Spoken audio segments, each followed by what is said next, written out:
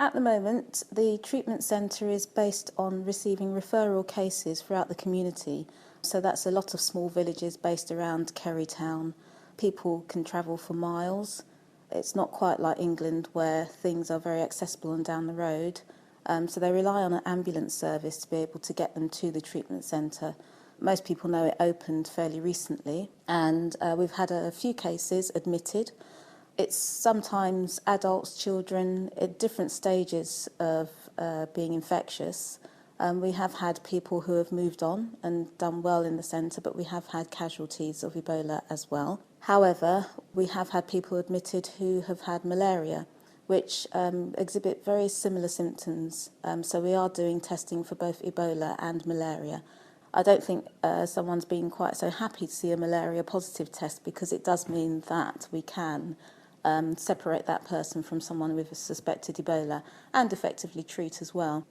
What are the facilities like that you've got to work in there?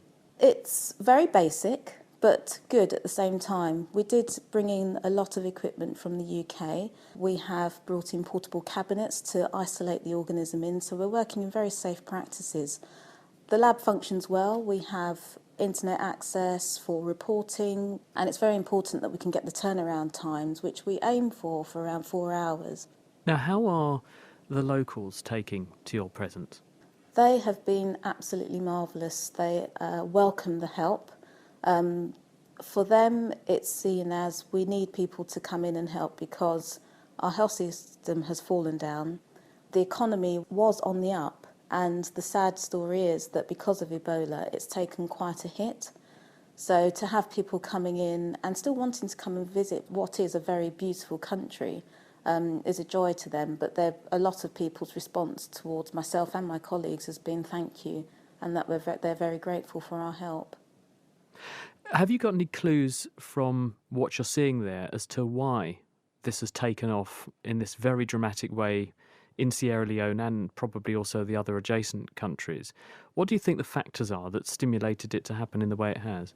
Some of it is the poverty. We need to have a more rational approach to this. Within the UK, this probably wouldn't happen to this extent because we have good infrastructure. We also have good hospital facilities. We may complain about our National Health Service, but in fact, compared to countries like this, it's absolutely phenomenal. We should be grateful for that. What you will see here is the line of poverty is very low. People are relying on food sources which are not very clean.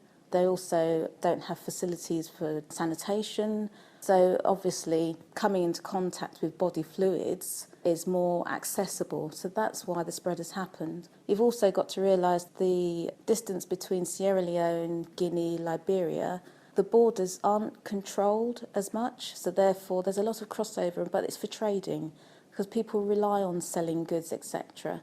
And of course, if you're constantly in large groups mixing, it's another way of increasing contact.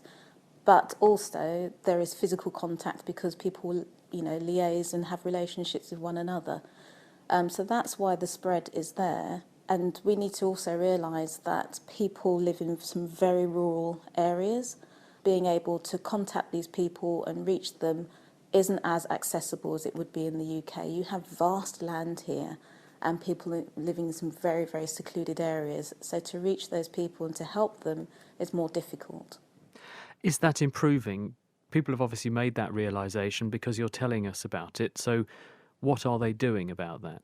More ambulances have been put out. There's a response number to get in contact with because they're asking people in communities to look out for others. So those who are more isolated, look out for them, check in on them and be able to contact the authorities to go out to them. Recently in the news, there was a small village outside of Port Loko, one of the towns in Sierra Leone, who the chieftain was very upfront about the fact that we have to divide the village for those suspected with Ebola and not, and we need the help. So the outreach is getting there, and the more people who can come forward and actually say there is an issue, the better, because then we can deal with it and treat. What about looking a bit further into the future?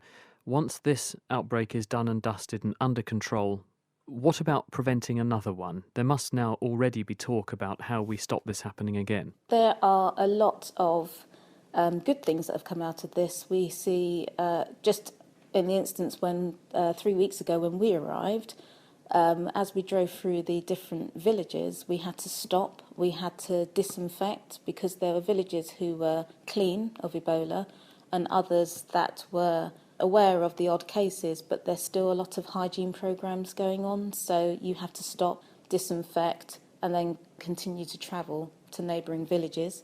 The treatment centre, which is up and running, hopefully in the future that will be used as somewhere perhaps as training and a centre of excellence, as it were, hopefully, to educate and let people understand that if we have a reoccurrence of this again, then these are the things that need to be put in place. I think there are a lot of lessons learnt and the response will be a lot quicker next time. And you're coming home soon. Are you at all concerned about coming home? Because there have been a number of cases of people who've been working like you are at the moment, and they've faced quite a bit of prejudice. They've faced people actually ostracising them because of fears that they may pass on Ebola.